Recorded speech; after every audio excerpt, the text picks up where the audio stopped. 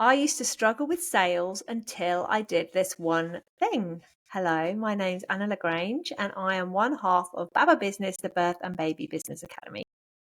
And my name is Liz Stamford, and I am the other half of BABBA Business, the community membership for birth and baby business owners. And we this is quite funny because we're on the same page when it comes to sales now, definitely. Mm-hmm. But we've both had different journeys to this point. And so really the title of this podcast is kind of, it's you, isn't it? Yeah, it's definitely me. So do you want to share what it is that made the difference for you?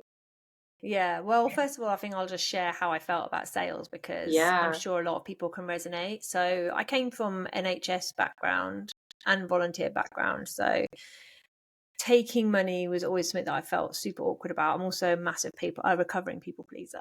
So I was always thinking, what are they thinking about me? What if I ask the price, or if I, chase after them, or if I go back to them, or if I have to say the price of my service out loud, like, what are they thinking of me? That was what was, at the forefront of all my anxiety about, naming my prices or talking to anyone about how much the services cost. Or in the very beginning, when I didn't have a booking system, asking for payment or saying, okay, session's over, like, pay me now. So I had a lot of anxiety around it, and I just kept my prices relatively low. But even when I upped my prices, it wasn't something I was massively comfortable about. We're talking about, I think it was probably in around 2020, I think, 2021 maybe, I recognised that for the Mindful Breastfeeding School, this was like a major weakness of mine. That's something that I really hadn't got to grips with yet, even though I'd been in business for sort of like 4 or 5 years. And it was time to tackle that and really, get some training around it and kind of change my mindset around it. And I think as well, like sales came to me very easily in the beginning in the Mindful Breastfeeding School because I didn't have to do it. It was like a really, really, it grew on its own. I'm just going to be completely honest. Like the Mindful Breastfeeding School grew. I'm not saying I didn't put any work in, but I certainly wasn't doing any purposeful selling as such. I was just like, this is what I've got on offer, put it out there, and it sold. And so when that sort of slowed down, as naturally things do, that's when I saw this kind of gaping hole in my business model, if you like, which was like, okay, I'm going to have to be a little bit more proactive about this. I'm actually going to have to, talk about my prices and have a sales strategy. And I did not know where to start. So I did some training, basically. Yeah. And well, we've both done some training with the same person. And I think we'll get on to that in a minute because that is quite an experience. But for me, it's totally different because my whole family, like including my mom in different stages of her life, have all been in sales in some way, shape, or form. In my kind of teenage years, well, my dad's always run his own business, so he's always had to be responsible for getting the money in for the family in some way. But he kind of went into sales when I was in my teenage years. So I have like a really clear memory of like how important it was for him to make the sale. That was kind of a conversation that went on in the household. I remember him going out on an evening, used to do evening appointments, and he'd be like, "Right, wish me luck, everybody. Let's say a prayer that I make a really good sale tonight." And we would be like, "Yeah, all right, Dad," and like say a little prayer for him because we're all Catholics. And so it would be like a real thing, And so I think I grew up with this idea that there's no shame around sales. Like it's something that you do. It's part of somebody's job role. And then my brother wins like sales awards every year for his company, or as he has done for like the last 3 years, for being like the top sales manager in for his like company, or his division is the best division. And I'm just like, that feels normal to me. There's no kind of ickiness around it. And then my other brother and sister, they're in sales in a much more sort of corporate fashion, but still have been in sales for 20 or 30 years. And my mom, I remember my mom selling like the equivalent of probably what is like tropics and, Okay. you know, like those kind Avon. of parties. Yeah. So she would run those like makeup Yeah. parties. Yeah. That was like, she's done loads of other stuff. But that was one thing I remember her doing. It's never been a thing or an issue for me at all. I've just always thought that, you know, it's totally normal for people to give you money for something that you do for them. And I think the way my mindset around it has always been, it's about the person and the individual. And if I have a genuine interest and care for somebody, and that always comes first. It's never like, give me your money, give me your money. It's like, oh, I really like this person, connect with this person. I want to be able to support them. I really want to help them, whether it was teaching hypnobirthing or now training hypnobirthing, or, you know, supporting someone with BABBA. It's always about that individual first. And then how can I help them? Well, I can work with them and share the knowledge and expertise and my time.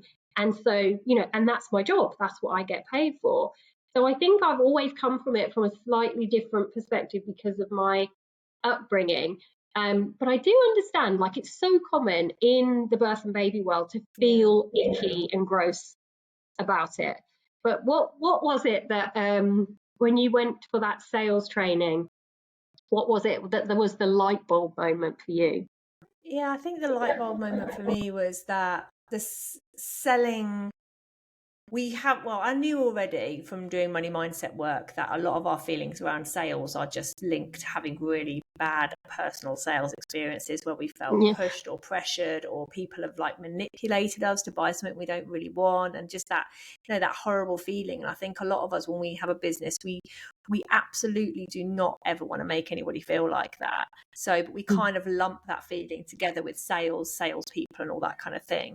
But now I'm at a place where, like, I really appreciate being sold to the fact where if I get a really good sales email, or even if I have a sales phone call with somebody, a cold call, and they've done a brilliant job, I will tell them, I will say, by the way, I'm not interested in what you're selling, but you're a very good salesperson. I really enjoyed that whole experience. I like make it. I Me do love it. I too. love being sold Yeah. to now. So that was the first sort of thing to realize. Like, sales don't have to be icky, and they don't have to be like, you don't have to twist somebody's arm to work with you. That's just, you know, nobody would want to sell like No. that. Well, people, that is the way the sales, some people in the sales industry are. Anyway, I'm going off track. The thing that I realized when I was in this sales training is that a lot of the skills that you need for sales are actually skills that us as birth and baby business owners are already brilliant at. Because sales isn't about being sneaky or being able to like have a poker face when you're telling a lie or something like that. It's Yeah. actually about connecting with people. And I think what's really interesting about this training, there was a lot of people in there, and I did it for quite a long time. Quite a lot of men and a lot of people from different kind of businesses. Yeah. And I realized that actually most of them were just not great with this. Like, they didn't have great social skills. They just weren't great with having Yeah. conversations. And I realized, It oh was my very gosh, I'm masculine. Yeah, very very masculine. masculine. And so, and obviously there's some, not trying to be sexist here, there's some amazing male salesperson out there, but particularly in this training, I was thinking, you know what, I've actually got some really great skills here that a lot of these people don't have. And that is just simply being good at conversation, being really interested and passionate about what I do. And also, I love making genuine connections with people. And, you know, everyone who I train and people who work in the birth world, they're all the same. They're good communicators. They love to talk about birth or whatever it is, breastfeeding or baby massage, whatever they're into. And they love building relationships. And that is all that sales is. It is just about showing an interest in somebody when they're talking to you about what's going on for them in their lives, whatever, like connecting that in your head with what you offer. Sometimes it's not a good match. Sometimes it's not a good connection. Sometimes someone will come and tell me their situation for the mindful breastfeeding school particularly, and I'll be like, you know what, I don't actually think this is the right course for you. Yeah. I think you'd be better doing this, or go and peer support training, or I said to someone once, oh my God, you know, you really sound like a doula. Go and do doula training first and then come back to me later. And so again, you're really giving that bespoke one-to-one individual experience of somebody who is chatting to you about your services, all you're doing is you're finding out more about them, and then you're seeing if you can help them with their problem. And if they can, you're going to let them know about the services that you have. It is as simple as that. It's so true. And I love it. I love making a sale because I love having that connection with somebody and knowing that like I can make a massive difference to this person's like pregnancy, birth experience, life, business, all of those things. I just really love it. I just feel so excited when somebody signs up. And I think that is, you know, that's not shameful either. Like it's you should be very proud when you make a sale. And I was just thinking about what you said about like enjoying sales calls, and I really do enjoy a good sales call. I had one last week actually. I expressed an interest in, I don't know, revision skills, because that's the stage of my life with my son heading into his GCSE years, or in his GCSE years. And this woman phoned me, and I've completely forgotten about filling in a random form online and putting my phone number down. So at first I was a bit like, you know, who are you? Where did you get my number? And then she explained. We must have talked for about 20 minutes. And I would have signed up for it had I thought my son would actually follow through on the revision sessions. Because she was very good at getting the values and the benefits across, but she also listened to me about why I was interested in it, and kind of, you know, she picked out things that I said and she could resonate with it. Now I didn't feel manipulated, I felt heard and I felt seen. And I thought, you know, if I thought he would do it, and if I had that extra amount, because it's quite expensive, that extra amount of cash this month, I would probably invest it and like give it a go. But it just wasn't the right time for me. It doesn't mean that I won't do it in the future. And if I'm going to do it, it's probably going to be with them. And I think that's what we have to think about as well. When we have like phone calls or conversations with people, and they say, oh, think about it, or, you know, it's oh, not right now, it doesn't actually mean never. I know some of us, like if we're working with pregnant women and people, you know, we've got a quick turnaround in particular. But there could be subsequent pregnancies that they'll come back to you, or they could have had a great phone call with you, really like you, but it's not the right thing for them, and they tell someone else. So there's always value in building those relationships, and that's why the relationship comes before the sale, before the money, because you want to have that connection with them. But that's not saying as well we have to have a boundary there when it comes to sales. We don't have to spend hours and hours talking to people and like building up relationships in that way. You have to be boundaried with your time, because people do take advantage, you know. So if you've got half an hour to have a call with someone, like it is half an hour. Or if you're messaging somebody and they've messaged you at like 11:30 at night and you're getting into bed, the boundary, you don't reply at that point. You know, you have to have a boundary when you're building these relationships and connections. Otherwise, you'll never move to the next stage, which is like the sales stage as well. But yeah, I think you also need to not be afraid to follow up. I love being followed up. I know you do as well, don't you? Because I need to be followed up. I need to be followed up. Exactly. And people are afraid of that part of the sales process. They think, oh, I'm going to be bothering them, or they would have come back to me if they're interested.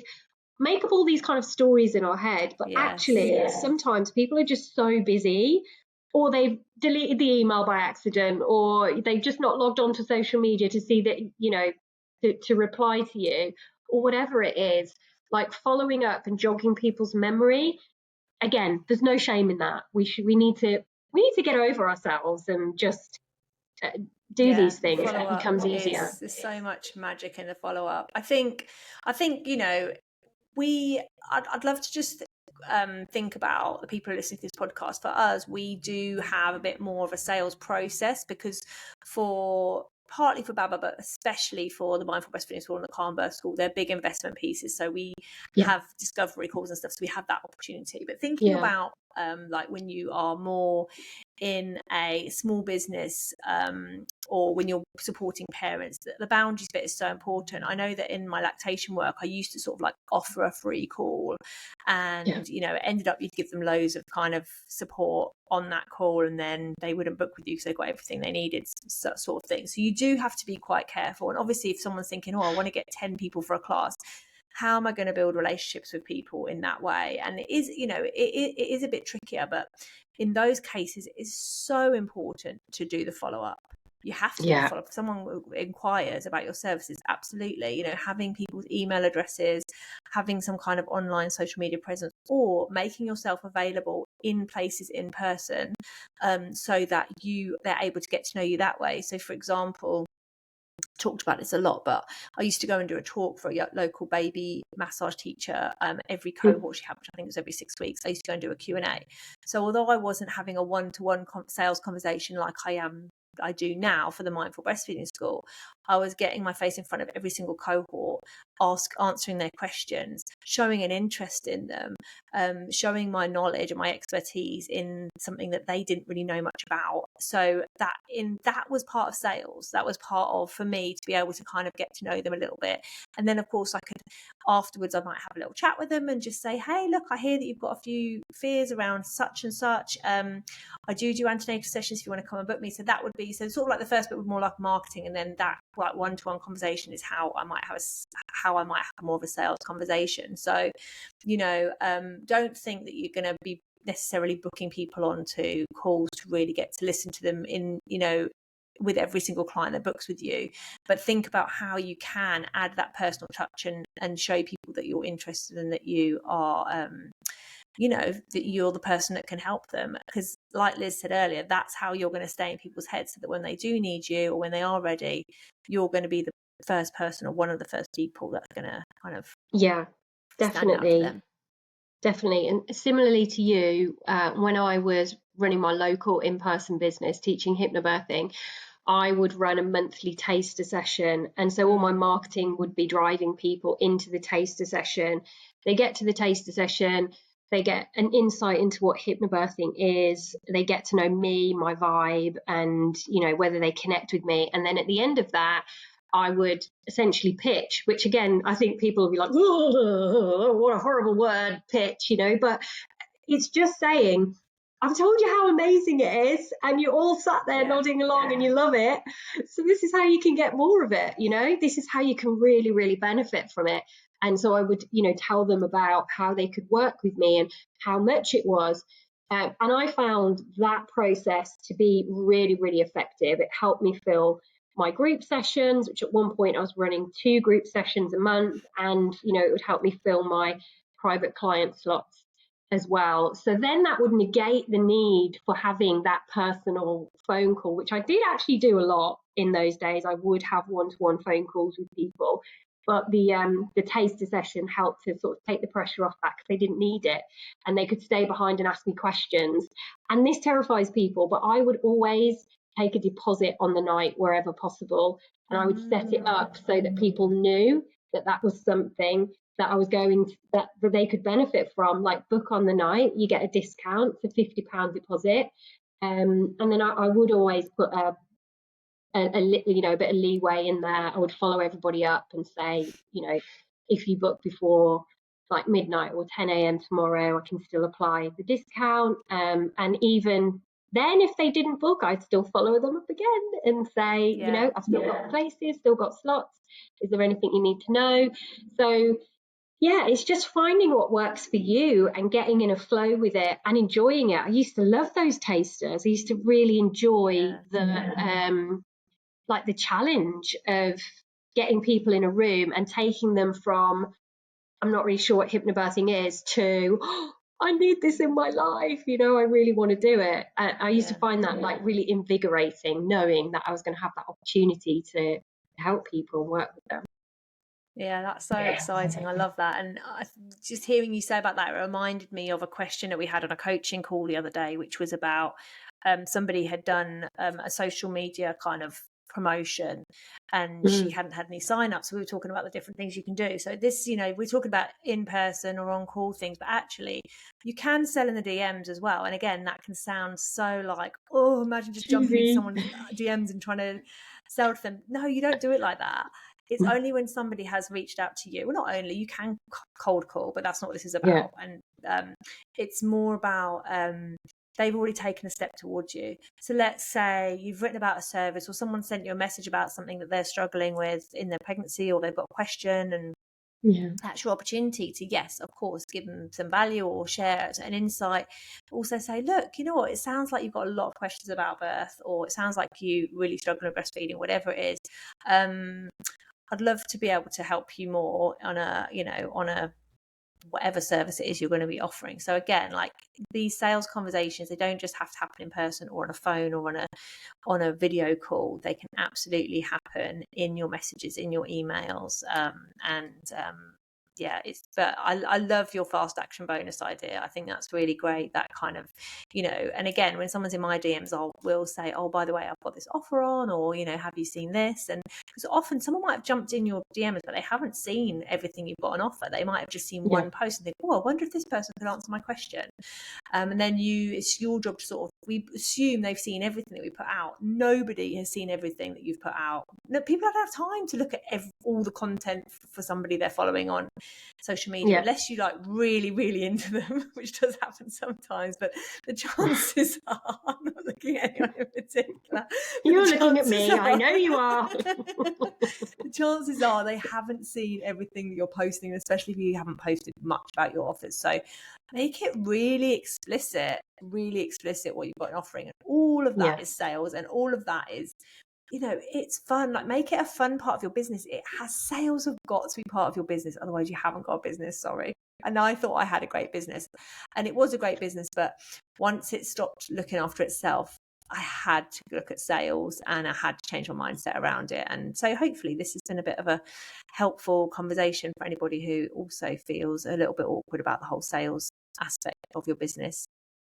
Yeah, definitely. It is so important. Like you said, you have got to get okay with selling in order to have a business. It's just part and parcel of it. So yeah, you might as well jump on board and try and enjoy it as much as you possibly can, and see it as like exciting and challenging, and think about the transformation you're going to make for those people that book on to your courses, your classes, your client slots, or whatever it is that you're offering, because that's what it's about. It's what you can provide for them, their families, their baby, their birth experience. So yeah, do it.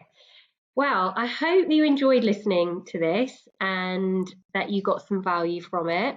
We will, of course, be back next week with another episode. But before we go, just want to remind you that we are running our first live in-person event at the end of February. It's the 28th of February in Birmingham, in the UK, close to the sort of NEC area, which I know lots of people know where that is, called Resorts World.